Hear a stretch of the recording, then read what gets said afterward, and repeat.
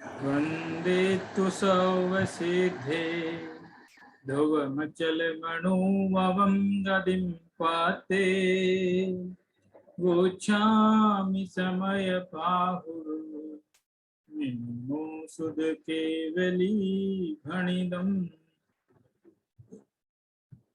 समय सार परमागम में आचार्य कुंद कुंद निर्जराधिकार के अंत में सम्यक दृष्टि के 8 लक्षण बताते हैं। सम्यक दृष्टि के कोई 4 लक्षण बताता है, कोई 5 बताता है, कोई 8 बताते हैं। प्रसम, संवेग, अनुकंपा और आस्तिक्य, ये 4 गुण भी होते हैं। इनमें कोई एक निर्वेग या कुछ ऐसा जोड़ करके 5 भी कोई बताते हैं। और ये जो है 8 लक्षण भी पाए जाते हैं। निशंकित आदि 8 अंग, 8 अंग बोलो, लक्षण बोलो, गुण बोलो, तीनों में से कुछ भी बोल सकते हैं। लेकिन गुण जब बोला जाए तब उनको गुण नहीं समझना, पर्याय समझना। ऐसा यहाँ पर आया है। कहाँ पर आया है? ये गुरुदेव कांजी स्वामी ने जो है इसकी व्याख्या करते हुए लिखा है। मतलब लिखा नहीं, मतलब बोला है। वो तो प्रवचन करते थे, तो उन्होंने क्या बोला है कि देखो, सम्यक दृष्टि के निशंकित, निकांक्षित, निर्विचिकित्सा आदि 8 गुण प्रकट हुए हैं। यद्यपि हैं तो ये पर्याय हैं, परंतु इन्हें गुण कहते हैं। तो ये जो है वास्तव में ये गुण भले ही कहा जाए, लेकिन है ये पर्याय है। क्योंकि गुण तो जितने हैं उतने ही रहेंगे, चाहे मिथ्या दृष्टि हो चाहे सम्यक दृष्टि हो। ऐसा थोड़ी ही सम्यक दर्शन हो गया तो आत्मा में गुणों की संख्या बढ़ जाएगी, ऐसा नहीं है। तो इस प्रकार की बात तो हमने पिछली बार कर ली थी। अब इसके आगे की जो बात कर रहे हैं वो ये कह रहे हैं कि जो पहला अंग है निशंकित अंग, उस निशंकित अंग के लिए 2 गाथाएं लिखी आचार्य कुंद ने, 228 नंबर की और 229 नंबर की। लेकिन बाकी अंगों की 1-1 गाथाएं लिखी है। ये बात, बाकी अंगों की 1-1 गाथा और निशंकित अंग की 2 गाथा। तो जो 2 गाथा है 228 और 229, उन दोनों के बीच में 7 कलश आए हैं। उन 7 कलशों में से 6 कलश तो पूर्व गाथा के विस्तार में, पूर्व गाथा के विस्तार में। पूर्व गाथा में कहा था कि 7 प्रकार के भय नहीं होते, इसलिए निशंकित है। तो वो जो 7 प्रकार के भय कौन से हैं, ये समझाने के लिए 6 कलश लिए। 7 को 6 में निपटा दिया, क्योंकि पहला जो इहलोक और दूसरा परलोक भय, इन दोनों भयों को एक ही कलश में कह देने से 6 ही कलशों में ये बात पूरी हो गई। और जो 7वां कलश बचा उसमें आगामी गाथा एक निशंकित की और शेष 7 और भी अंग हैं। तो कुल मिलाकर के 8 गाथाओं की पूर्व भूमिका के रूप में एक कलश था, जिसको हमने पिछली बार ही कर लिया था। संक्षेप नहीं किया था, ज्यादा विस्तार तो नहीं किया था, लेकिन कर लिया।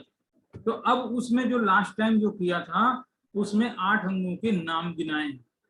वो 8 अंगों के नाम मैं आपको भी गिनाता हूँ, लेकिन उसके पहले मैं आपको जो पूरे 7 प्रकार के भय हैं वो होते क्यों हैं और मिटते कैसे हैं, ये जो है आपको एक समरी सारणीबद्ध तरीके से दिखाना चाहता हूँ। ये देखो समरी है। 7 प्रकार के भय कौन से हैं कि इहलोक भय, परलोक भय, मरण भय, वेदना भय, रक्षा भय, अगुप्ती भय और आकस्मिक है, या अकस्मात भय भी बोलते हैं। तो 7 भय हैं। कैसे उत्पन्न होते हैं कि जब हम ये समझते हैं कि संयोग नाशवान है, तो ये भय होता है इहलोक। अरे ये सब छूट न जाए, मैं मान लो मर गया तो क्या होगा, ये सब संयोग छूट जाएंगे। स्त्री अब नहीं भी मरे तो अरे छूट ना जाए, चीज खो ना जाए, चली ना जाए कोई है। तो इस तरह से संयोगों को नाशवान समझने से ये भय होता है। और जब हम ये समझते हैं संयोग अपने है ही नहीं, जो अपना है वो उसका कभी वियोग होता नहीं, ऐसा जब समझ लेते हैं तो ये लोग भय खत्म हो जाता है। परलोक भय इसलिए होता है कि पुण्य पाप को जब हम अपना स्वभाव समझ लेते हैं, ये समझते हैं कि पुण्य से मुझे सदगति होगी, पाप से दुर्गति होगी, ये पुण्य मुझे बचा लेगा, इससे मेरा भला हो जाएगा, तो हम डरते हैं कि अरे पाप ना हो जाए, दुर्गति ना हो जाए। लेकिन ये सोचते हैं कि पुण्य पाप मेरा स्वभाव नहीं, मेरा आत्मा ही अपना लोक है, जिसके अंदर ही मैं रहता हूँ, अपने आत्म प्रदेशों में रहता हूँ, अपने द्रव्य क्षेत्र काल भाव में रहता हूँ। और मेरे आत्मा में ही ऐसी शक्ति है ज्ञान की कि उस ज्ञान में संपूर्ण लोकालोक प्रकाशित होता है, तो वास्तव में परलोक भी मैं ही हूँ, स्वलोक भी, इहलोक भी मैं ही हूँ। ऐसा सोच लेने से जो है सम्यक दृष्टि को परलोक भय भी नहीं होता है। मरण भय क्यों?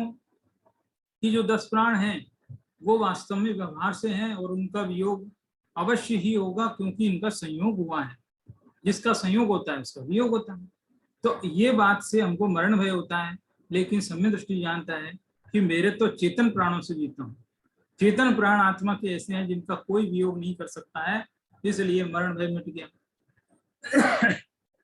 वेदना भय इसलिए होता है, यहाँ थोड़ा भाई मिस्टेक हो गया, वेद्य वेदक भाव लिखा है। वेदना भय पर के साथ वेद्य वेदक भाव का अभाव है, इसलिए होता है वेदना का भय है। वैसे तो ये लॉजिक ठीक नहीं है, सोचना पड़ेगा, इसको देखना पड़ेगा। वेद्य वेदक भाव जो है, हम जो है पर के कर्ता भोक्ता बने हुए हैं, इसलिए वेदना भय होता है।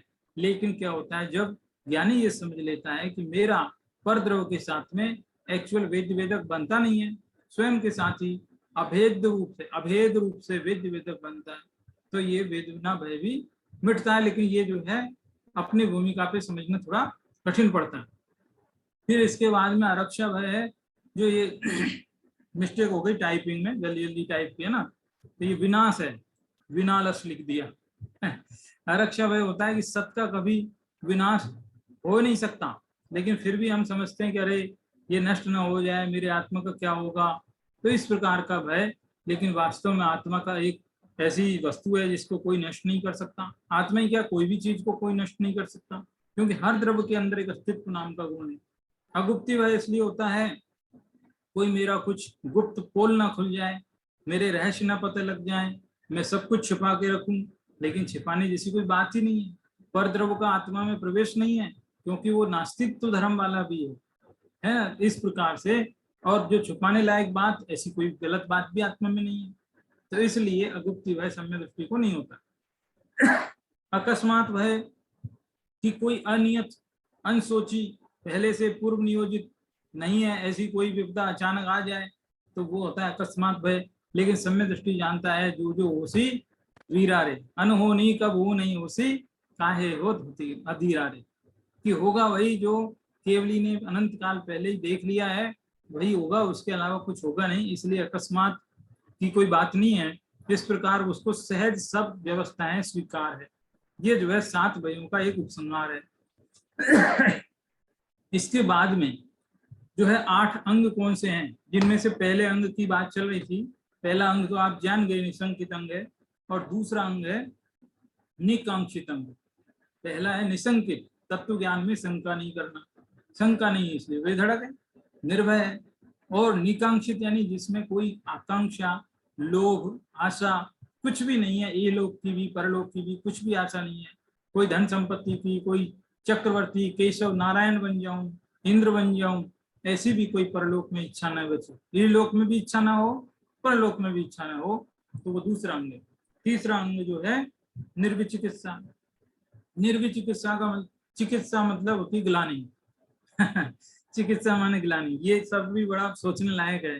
ये चिकित्सा माने ग्लानि, ये कैसे शब्द आया, आप सोचिए कि जो चिकित्सा के क्षेत्र में मेडिसिन, मेडिकल जो सर्जरी, चीर फाड़ जो करते हैं, ऑपरेशन करते हैं, तो वहाँ जो है मनुष्य के आंतरिक अंगों को देखते हैं, चीर फाड़ होती है, वहाँ ग्लानि के बहुत विशेष अवसर हैं, इसलिए शायद चिकित्सा का अर्थ ग्लानि या ग्लानि, ऐसा कोई शब्द पहले कभी प्रचलित रहा हो, सोचने की बात है।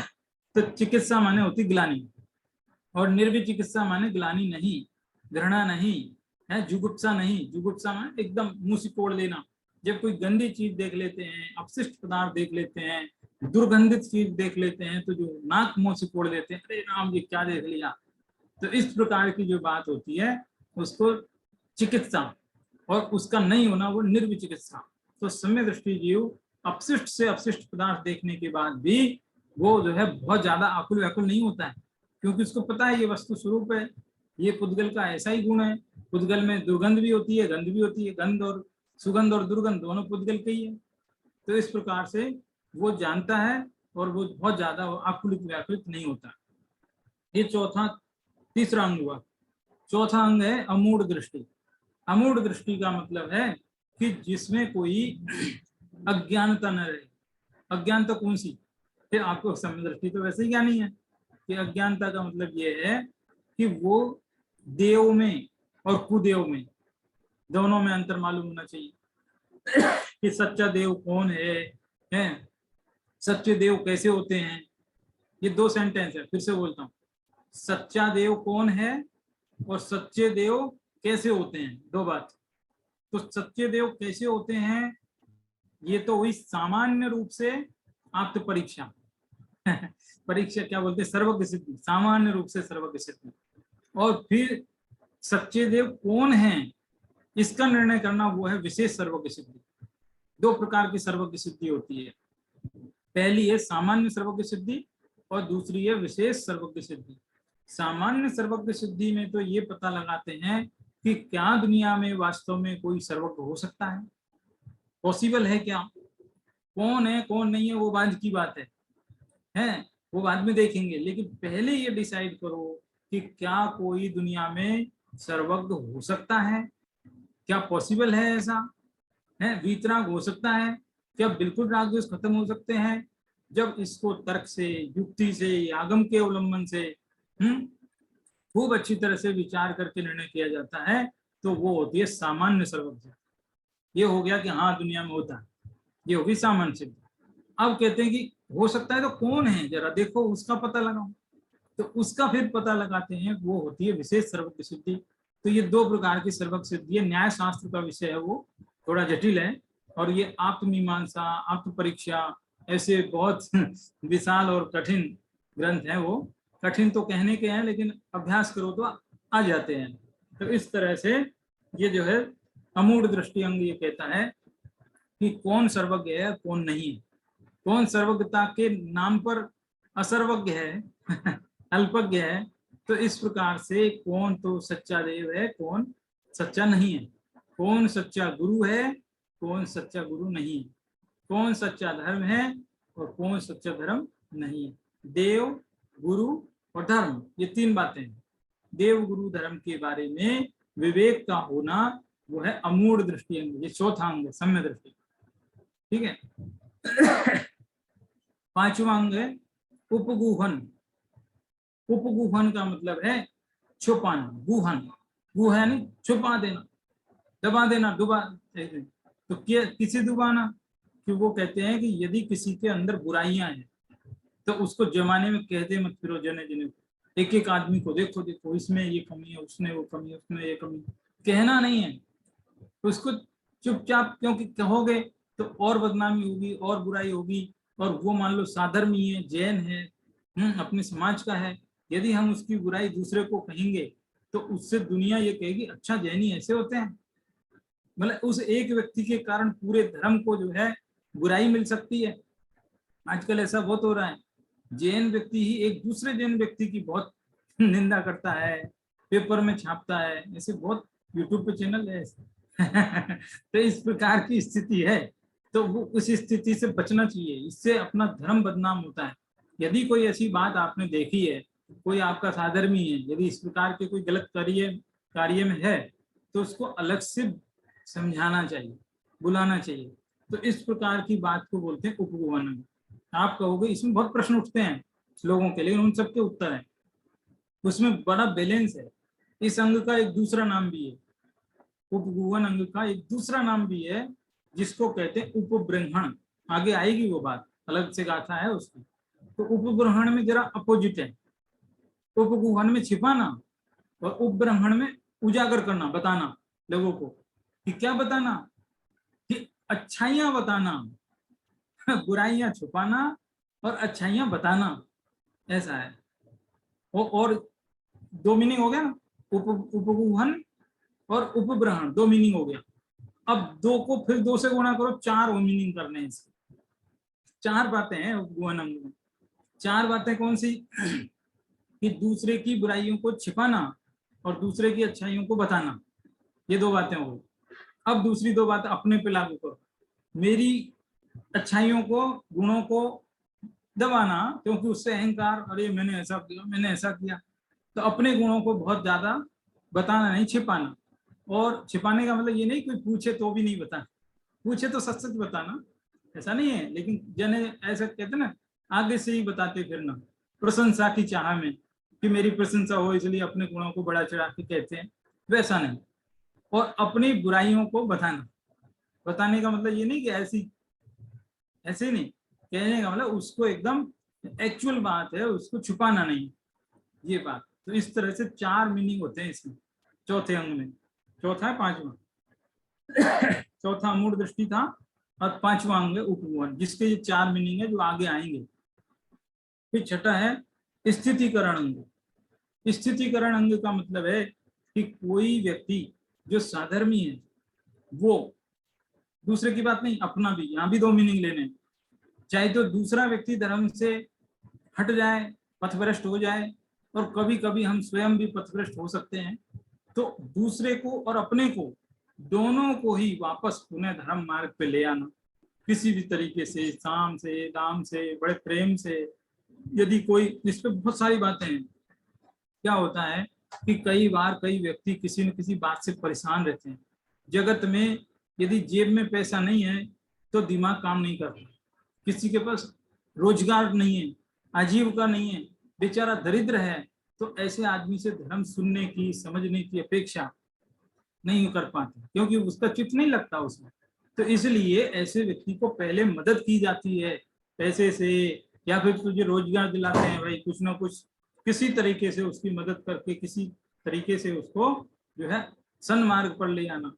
तो ये जो होता है स्थितिकरण होता है। और भी कई, ये तो एक एग्जाम्पल है, जैसे और भी कई तरीके से उसको सन्मार्ग पे लाना, वो स्थितिकरण अंग, ये छठा है छठा नहीं, मतलब क्रम तो आगे पीछे भी हो सकते हैं, लेकिन मैं ऐसे ही बोल रहा हूँ, छठा। फिर हो गया 7वां, क्या है? वात्सल्य अंग। वात्सल्य का मतलब है प्रेम। प्रेम, तो ये क्या कह रहे हो, राग की बात कर रहे हैं आप? फिर राग तो वहां होता है जहाँ स्वार्थ होता है, यहाँ स्वार्थ नहीं है, बिल्कुल भी स्वार्थ की बात ही नहीं है। यहाँ तो निस्वार्थ प्रेम की बात है, और वो भी इसलिए, और किस पर, ये भी सोचना, हर किसी पर, वो भी इसलिए साधर्मी पर, और वो भी निस्वार्थ। और उसका भी ये कारण है कि मैं जिन जिन देव का भगत हूँ, उन्हीं जिन देव का ये भी भगत है। मैं जो जिनवाणी की बातें सुनता हूँ, जो अमृत भरी बातें मुझे मिलती है, क्या पता वो भी वही सुनता होगा, जैसा मैं अनुभव कर रहा हूँ वैसा वो भी करता होगा। तो इस प्रकार से एक ऑटोमेटिक उसके प्रति एक जो वात्सल्य भाव है, वो जो है 7वां लक्षण है सम्यक दृष्टि का। इसमें विष्णु कुमार मुनि जो है प्रसिद्ध हुए थे। 8वां अंग जो है प्रभावना, अपने धर्म की प्रभावना। अब यहाँ बहुत मीनिंग है इनके, ये पूरे ही 8 अंगों के बहुत सारे मीनिंग हैं। बहुत सारे का मतलब ज्यादा तो नहीं, कम से कम 2 तो है ही। 2 कौन से हैं कि एक निश्चय, निश्चय नय का मीनिंग, और एक व्यवहार नय का मीनिंग। सब में लागू होएगा, निश्चय नय, व्यवहार नय, निश्चय नय। निसंकित में भी हो, निसंकित वाली गाथा पढ़ी ना, उसमें भी लागू होता है। निसंकित में लागू हो गया, डायरेक्ट इनडायरेक्टली। यहाँ समय सार में आचार्य कुंकुन बचते हैं, नयों का नाम लेने से बच रहे हैं। कई जगह पर आपने देखा होगा, बहुत जगह पर बचे हैं, वो जानबूझ के नहीं लेते। क्यों नहीं लेते? कि उससे बात को वो कठिन नहीं करना चाहते, सरल ही रखना चाहते हैं। लेकिन इनडायरेक्टली उन्होंने यहाँ दोनों तरीके से प्रस्तुत कर दी बात। कैसे कि 7 भय नहीं होते हैं। 7 भय नहीं होते माने कि उसको तत्व ज्ञान पे इतना भक्का भरोसा हो गया, अपने आत्मा का ज्ञान हो गया, इसलिए वो निसंकित अंग है। ये निश्चय नहीं की बात है।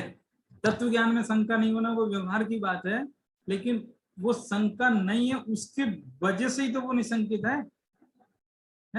तो अब देखो, तत्व ज्ञान तो हमने भी पढ़ा, हम भी समय सार पढ़ रहे हैं, आपको पढ़ा रहे हैं, लेकिन उससे हम निसंकित कहाँ हो गए? है, समझ गए ना? निसंकित निर्भय।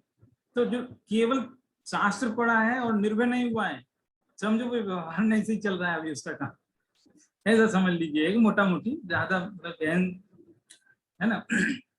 तो कहने के अर्थ, पूरे 8वें अंगों में दोनों मीनिंग लागू पड़ते हैं, व्यवहार नहीं भी और निश्चय नहीं भी। निकांक्षित में भी लगा सकते हैं, हर जगह लगेगा, हर जगह। चलो एक निकांक्षित और बताता हूँ। जैसे निकांक्षित में होता है कि किसी प्रकार की आकांक्षा नहीं, सुख भोग इंद्रिय विषय, इन सब की आकांक्षा नहीं, तो ये तो परद्रव्य हुआ ना। परद्रव्य की आकांक्षा नहीं, तो ये हो गया व्यवहार नहीं की परिभाषा।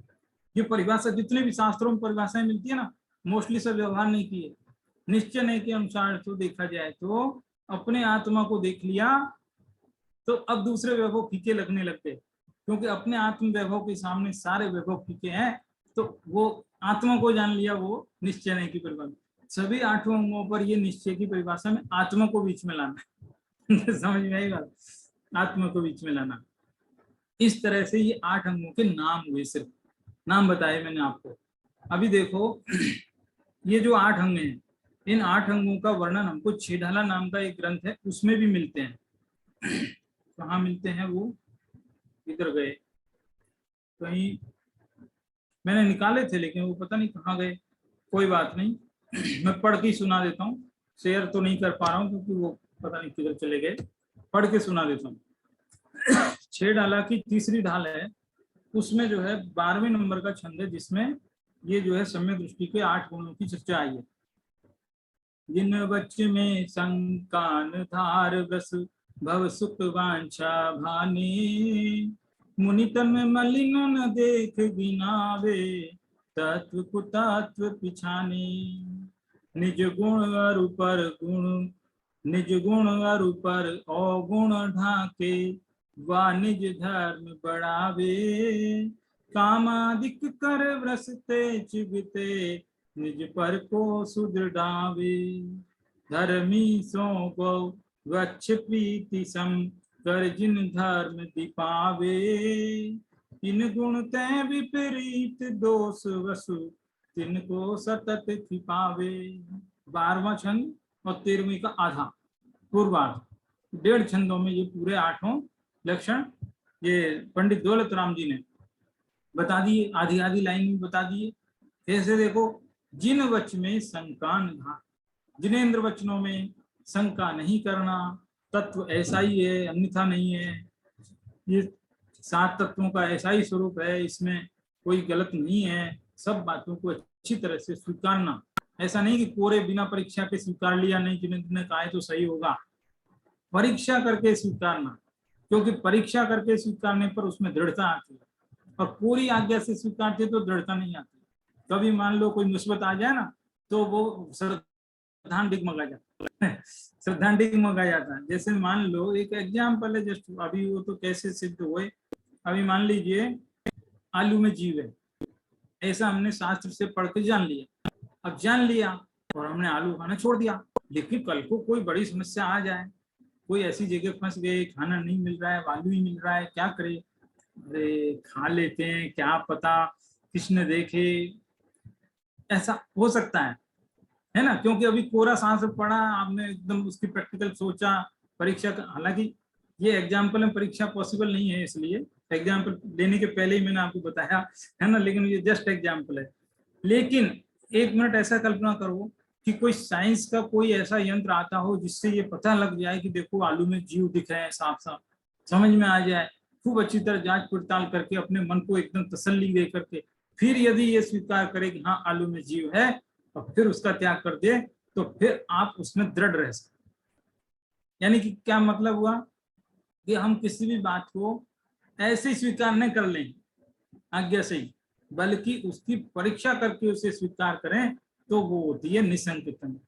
ये पहला अंग है। दूसरा क्या है, व्रस भव सुख वांछा भाने, और जो है भव सुख संसार के सुखों की वांछा यानी इच्छाओं को भाने यानी नहीं करना, दूसरा अंग हो गया। मुनि तन मलिन न देख गिनावे, मुनि होते हैं जैसे दिगंबर मुनि में तो एक 28 मूल गुणों में एक मूल गुण है, दिगंबरों में 28 मूल गुण माने, श्वेतांबरों में 27 माने, थोड़े आगे पीछे भी हैं, कुछ फर्क भी हैं, कुछ एक्स्ट्रा भी हैं, है ना। तो जो 28 मूल गुण है दिगंबरों के, उनमें से एक मूल गुण है अस्नान। अस्नान मतलब स्नान नहीं करना, पानी से नहाते नहीं है। अब नहाते नहीं है तो उनके शरीर पर पसीने, धूल, गंदगी सब जमा हो सकती है, उसमें से बदबू आ सकती है। तो ऐसी स्थिति में उन मुनिराज के शरीर से आने वाली दुर्गंध से एकदम घृणा न करना, सहज उसको वस्तु स्वरूप जान के स्वीकारना, वो जो है क्या है, तीसरा अंग है निर्विचिकित्सा। ऐसा एग्जाम्पल है ये, और दूसरी बात भी हो सकती है, मुनि वाला ना भी ले आप, कोई दूसरी बात भी ले सकते हैं, ऐसा ये तीसरा हुआ। तत्व को तत्व पिछाने, तत्व क्या है, कुतत्व क्या है, सच्चे देव शास्त्र गुरु कौन है, दूसरे कौन है, इस सब का ज्ञान। आप्त क्या है, आगम क्या है तपोव्रत कौन है, आप्त आगम तपोव्रत है, सच्चे सर्वज्ञ क्या है, सर्वज्ञता का स्वरूप क्या है, इस चीज के बारे में एकदम दृढ़ निश्चय करना है। 5 अस्थिकाय कौन से है, 6 द्रव्य कौन से है, 9 तत्व कौन से है, इनका पूरी तरह से अच्छी तरह से ज्ञान होना परीक्षा पूर्वक, तो वो जो है अमूढ़ दृष्टि में। फिर क्या है, निज गुण अरु पर अवगुण ढाके, अपने गुणों को और दूसरे के अवगुणों को जो ढक देता है, तो वो जो है कौन सा है, उपगोहन अंग। जिन धर्म बढ़ावे और जिन धर्म की प्रशंसा करे, लोक में ऐसे काम करे जिससे लोग समझें कि ये धर्म कितना महान है, कितना अच्छा है, इसमें अहिंसा की कितनी ऊंची बातें हैं, ये लोग कितने धर्मात्मा होते हैं, सदाचारी होते हैं, झूठ नहीं बोलते हैं। ऐसे पहले बहुत एग्जाम्पल हुए ऐसे।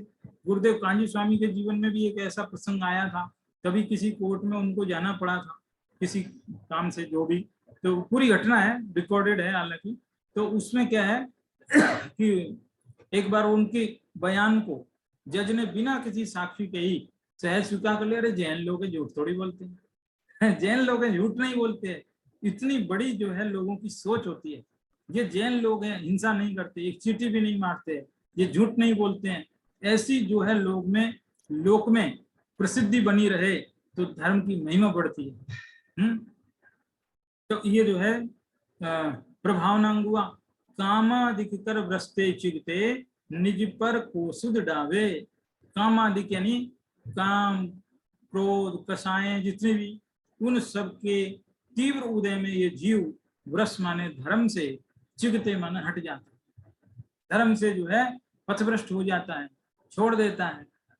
कभी कोई ऐसी विकट परिस्थिति आ जाती है, बहुत ज्यादा शोक का उदय आ जाए, कोई इष्ट का वियोग आ जाए, कुछ भी हो सकता, तो वो जब निज मार्ग से पतित हो जाता है तो उस मार्ग पर वापस लाना, वो जो है स्थितिकरण। ऐसा धर्मी सो गो बच्च प्रीति सम। यहाँ एग्जाम्पल भी दिया।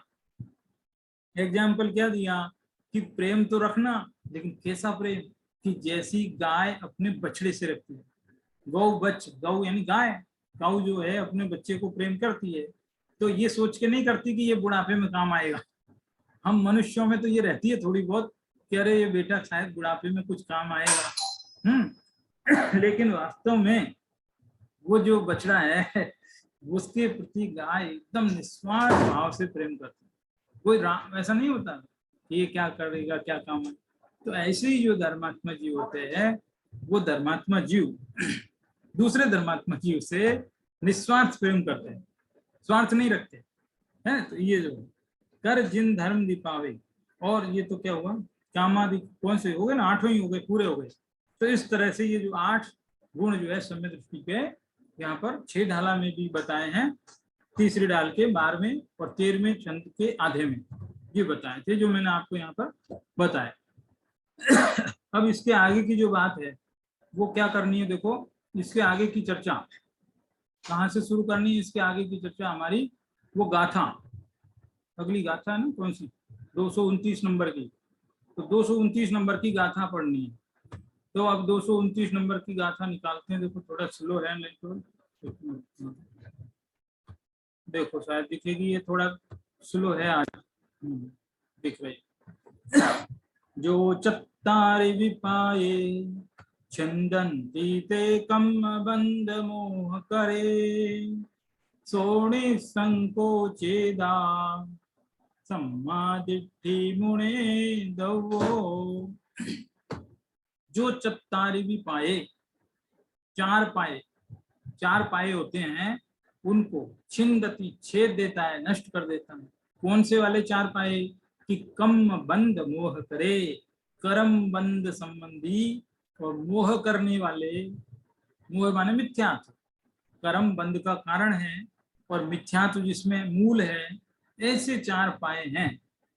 इनका मूल यानी पहला भी है और सबसे जब्बर है, और वो मूल है देखा जाए तो, ऐसा जो है मिथ्यात्व उसको नष्ट करे।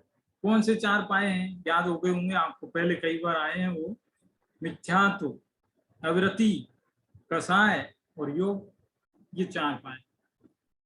जो मिथ्यात्व, अवृत्ति, कसाय और योग ये कर्म बंध के कारण है, इन चार उपायों को जो छेद देता है, सो निसंको चेदा, सो यानी वह, चेदा मानी आत्मा, निसंक यानी निसंक है, सम्मा दृष्टि, सम्यक दृष्टि है, ऐसा मुणे तो वो मतलब जानो, ऐसा जानो कि वो सम्यक दृष्टि है, निसंक है, ऐसा जान लो। ये निसंकित अंग की दूसरी गाथा, पहले अंग की दो गाथा, बाकी अंगों की एक एक ही गाथा है। तो एक गाथा तो 228 नंबर की पढ़ ली थी अपन ने, और ये जो है 229 नंबर की गाथा है। तो ये दो गाथा है। तो ये दूसरी गाथा के शब्दार्थ तो सरल है। जो कर्म बंधन मोह करता, चार पाए छेदते, वे आत्मा निसंक सम्यक दृष्टि है यह जानना। जो कर्म बंधन करने वाले मोह आदि जो चार हैं, उनका छेदन करते हैं, वे आत्मा निसंक सम्यक दृष्टि है, ऐसा जान लीजिए। एकदम गाथा तो एकदम सरल है, गाथा में तो कुछ है ही नहीं, एकदम सरल है बिल्कुल। और लगभग वही बातें हैं जो अपन ने अभी तक की है ना। लेकिन फिर भी देखो इसमें क्या क्या खास बात है, वो दो जरा एक दो बातें देख के फिर आगे बढ़ते हैं। इसमें सबसे पहला प्रश्न तो ये होता है खड़ा कि क्या उसने चारों को छेद कर दिया सच में? सोचने वाली बात है।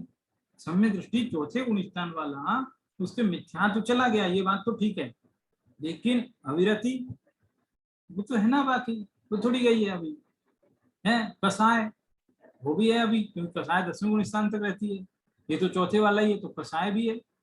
और योग वो भी है, क्योंकि योग तो 13वें गुण स्थान तक रहता है। तो मिथ्या तो गया, अवृत्ति है, कसाय है, योग है, तीन है, एक गया है। तो भी यहाँ इस गाथा में ऐसा कह दिया कि चारे पाए जिसने छेद दिए वही सम्यक दृष्टि। बड़ी विचित्र बात है, ऐसा थोड़ी कोई गलत थोड़ी है। है ना। लेकिन यहाँ इसका भाव, आचार्य कुन के भाव बड़े विचित्र होते हैं। और उन्होंने क्या है, प्रैक्टिकल तत्व को समझा, प्रैक्टिकल अनुभव किया, इसलिए उनकी जो शैली है बड़ी डिफरेंट है। उन्होंने है ना, वो जो कर्णान योग वाली जो शैली है ना, उस शैली के अकॉर्डिंग उत्तर नहीं दिया है, ये शैली डिफरेंट है। यहाँ इनका मानना ये है कि जो जीव ये मानता है कि मैं कर्मों से बंधा हूं, निश्चय नहीं से भी, व्यवहार से तो है ही वो, लेकिन निश्चय से भी यदि माने कि मैं बंधा हूं, तो ये उसका है तत्व में शंका होना। और शंका है इसका मतलब मिथ्यात्व है, क्योंकि बंधा है ना।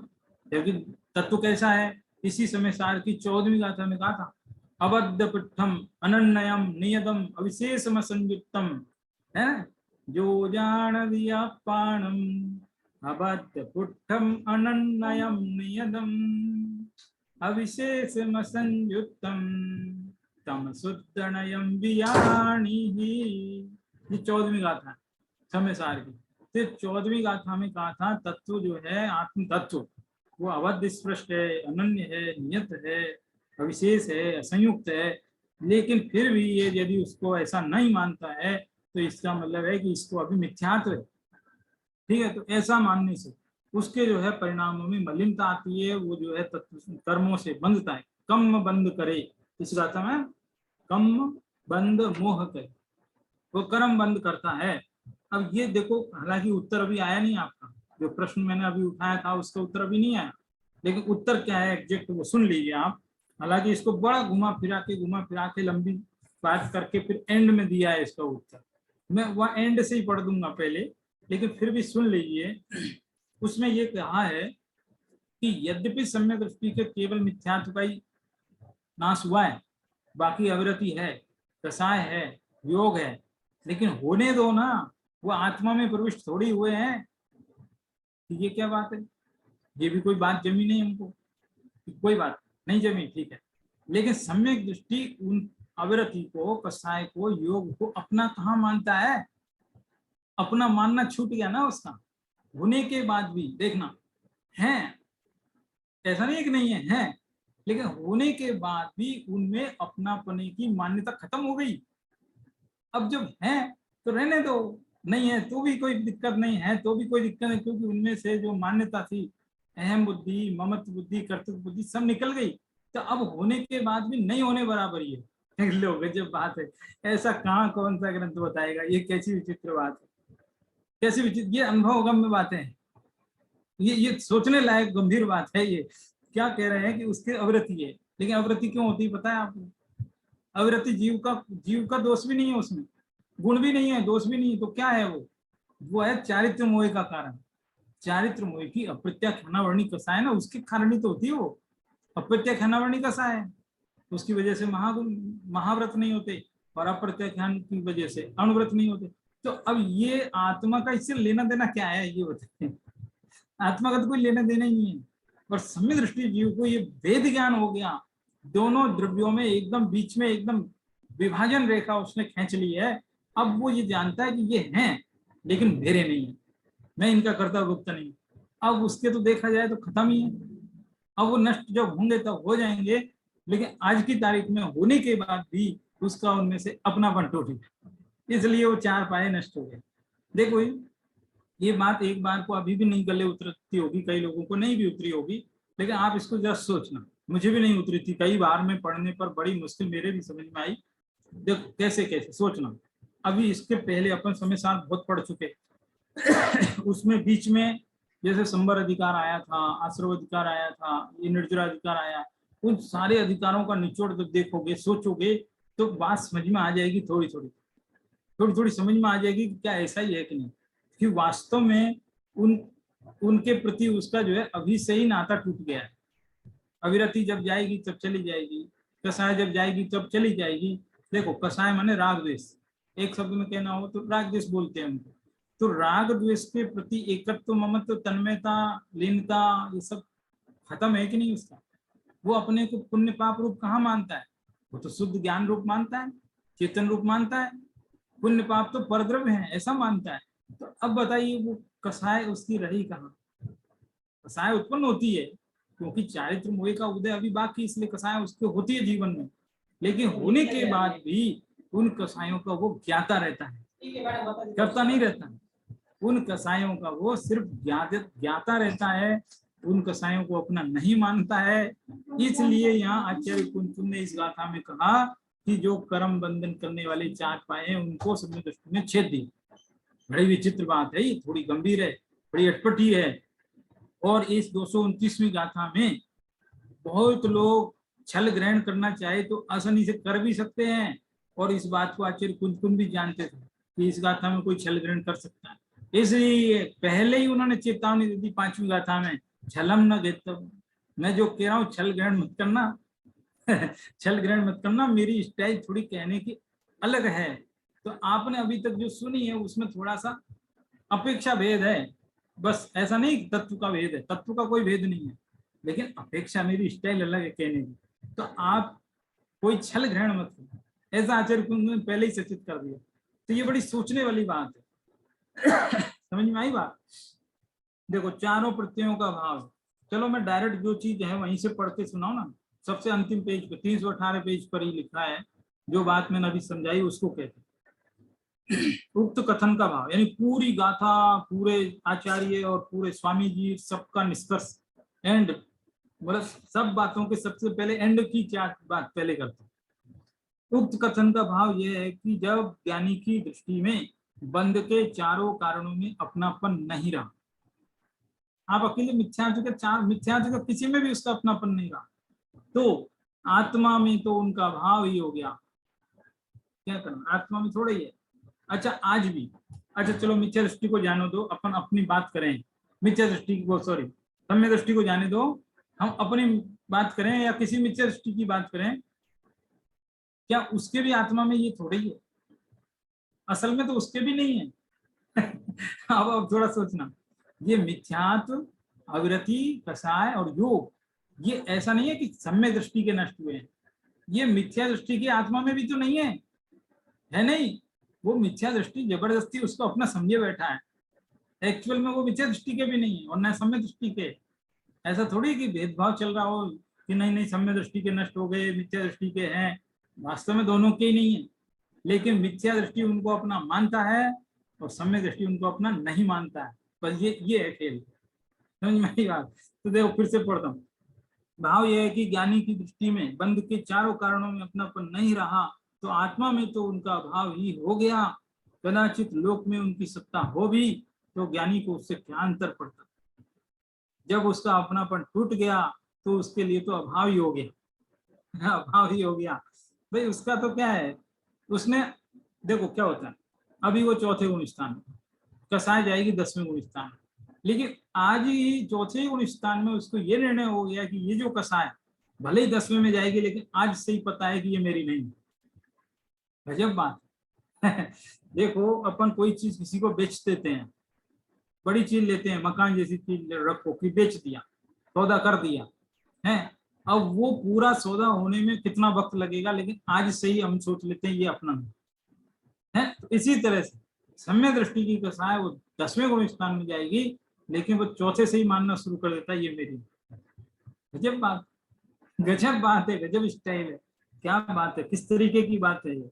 तो ये है, इसको निसंकित अंग के रूप में लिया है।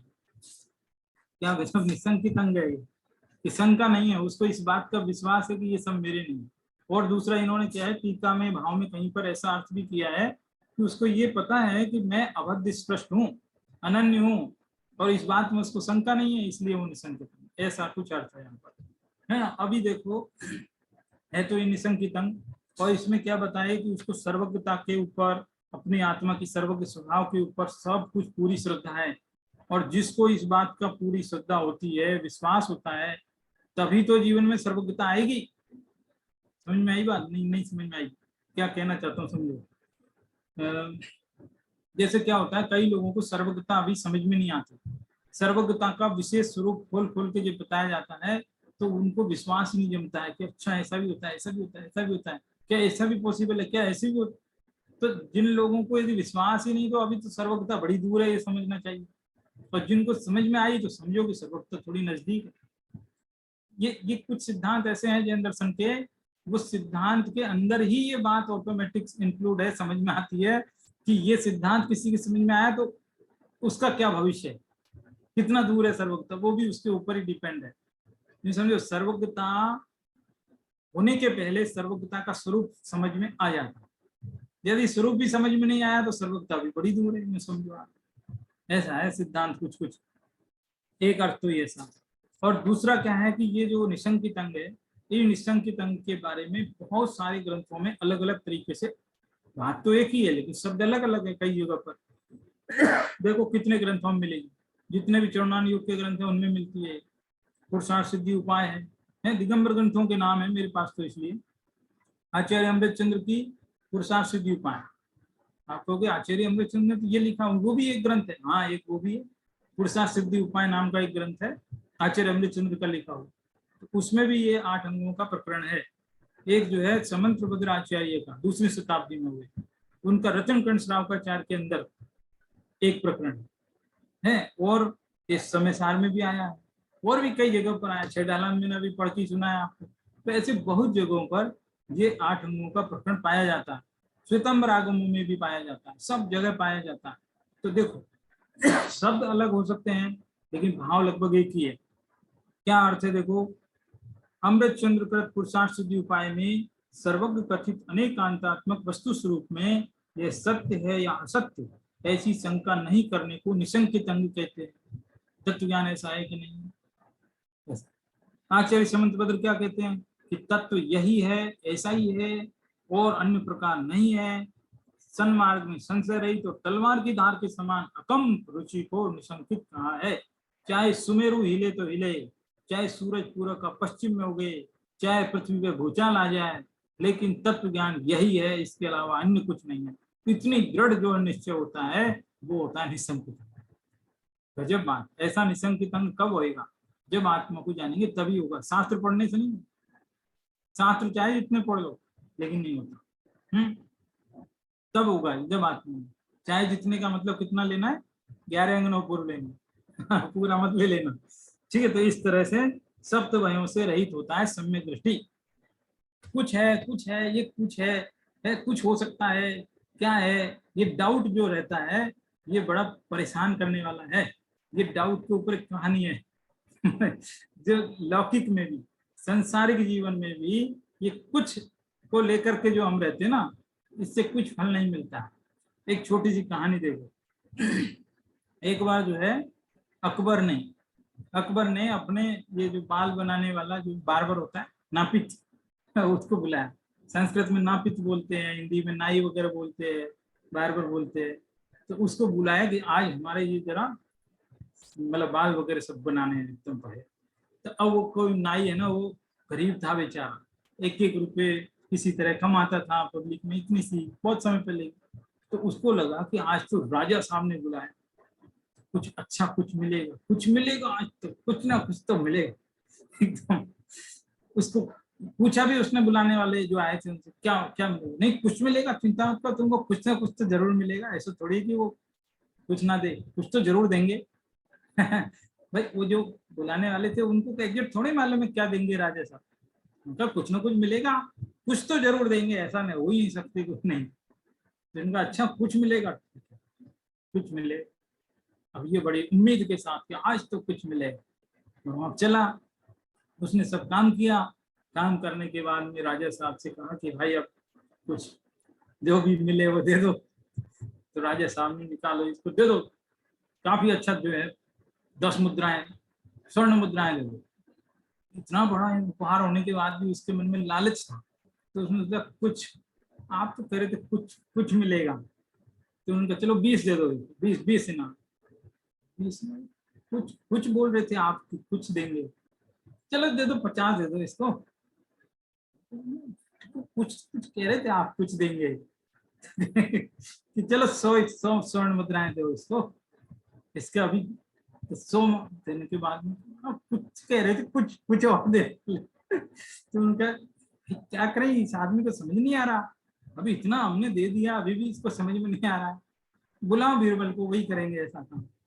तो बीरबल को बुलाया कि बीरबल जी, ये जो आदमी संतुष्ट नहीं हो रहा है, अभी कह रहा है कुछ चाहिए कुछ चाहिए, हम इतनी देर से इतना सब कुछ दे दिए, अभी तक कह रहा है कुछ चाहिए। तो बीरबल ने कहा ठीक है, अभी अभी कुछ करते हैं, ला। तो उसने कहा 1 गिलास दूध पिलाओ। 1 गिलास दूध मंगवाया, पहले से सब बता दिया था अपनी योजना जो भी उनकी। 1 गिलास दूध पियो पहले शांति से, फिर सब हिसाब बाद में करेंगे। उस आदमी को दूध पीने के लिए दिया, तो दूध में उसने देखा अरे इसमें तो कुछ काला काला पड़ा हुआ है, तो दूध में काला काला कुछ, कि कुछ है, हाँ हाँ कुछ है, तुम ले लो ले लो, ये कुछ को निकाल के तुम ले लो, तुमको बड़ी देर से कुछ चाहिए कर रहे हो, तो वो जो कुछ है इसके अंदर उसको तुम ले लो, और ये दूध भी रख दो। समझ में आई कि वो जो कुछ है, तो काला काला कोयले का छोटा सा टुकड़ा उसने दूध में डाल देना, ऐसा बीरबल ने पहले ही रसोइये को समझा दिया है। और वो लेके गया, तो इसमें काला काला कुछ है, कि कुछ चाहिए ना तुमको, बड़ी देर से कुछ चाहिए, तो ले लो, कुछ मिल गया तुम्हारा कुछ। हालांकि बाद में उसको इनाम भी दी होगी, ऐसी बात नहीं है। कहने का अर्थ ये है, ये तो एक कहानी मनोरंजन के लिए सुनाई है ऐसा कोई मतलब नहीं है। लेकिन आप ये समझ लीजिए कि तत्व ज्ञान में शंका करने से कुछ हासिल नहीं होता, और शंका कब तक होगी, जब तक हम आज्ञा से स्वीकार करें। जैसे अरे साहब जिनेन्द्र देव ने कही है तो सही होगी, मेरा धर्म तो सच्चा है, अरे मैं जैन धर्म में पैदा हुआ इसलिए मैं कह रहा हूँ कि जैन धर्म अच्छा है, कोई मतलब नहीं। आप इसको परीक्षा करो, तर्क से, युक्ति से, दूसरे धर्म दर्शनों को भी पढ़ो, समझा। जैसे मान लीजिए जैन धर्म पढ़ा, आप दूसरे धर्म भी पढ़ो, फिर देखो, फिर सोचो अरे इसमें क्या क्या है, अलग क्या है, उनकी तुलना करो, बहुत गहराई से चिंतन करो, तब जो बात आती है दृढ़ता जोरदार आती है। ऐसा है, फर्क समझ में आया। तो ऐसे है, कहने का अर्थ ये नहीं कि मैं जैन धर्म में, अरे कल को मुस्लिम जन्म, मान लो परिवार में जन्म लेते तो हम कहते वही धर्म अच्छा है, हिंदू में जन्म लेते वही धर्म अच्छा लगता। तो ये तो कोई जन्म से धर्म अच्छा बुरा नहीं होता है, उसको तर्क से, युक्ति से, विवेक से, सबसे सोचना पड़ता है, तब जाकर के समझ में आता है कि ये अच्छा है कि नहीं है। और तब जो समझ में आएगा उस पर दृढ़ श्रद्धावान होती है, तब निसंकित अंग होता है। ऐसा है निसंकित अंग पहला, सम्यक दृष्टि का, है ना। इसमें अंजन चोर की कहानी थी जो मैंने आपको सुना दी थी पहले, ठीक है। तो इस प्रकार से जो है आज की बात को यही विराम देते हैं, है ना। संक्षेप में ही बता दी है पूरी गाथा को, सारांश, ठीक है। तो कुल मिलाकर के ये 229 नंबर की गाथा में आज निशंकित अंग एकदम पूरा हो गया। आज 2 गाथाएं थी, तो ये पूरा हो गया। अब जो है अगले व्याख्यान में अपन 230 नंबर की गाथा, जिसमें निकांक्षित अंग दूसरा अंग है और दूसरे अंग में कौन प्रसिद्ध हुए थे, उनकी क्या कहानी है, वो भी सुनेंगे, समझेंगे। इस तरह से आज की बात को तो यहाँ विराम देते हैं, ठीक है। और फिर निकांक्षित की चर्चा फिर करेंगे अपन, ठीक है। धन्यवाद। जय जिनेन्द्र। जय जी। हाँ जी, जय जिनेन्द्र।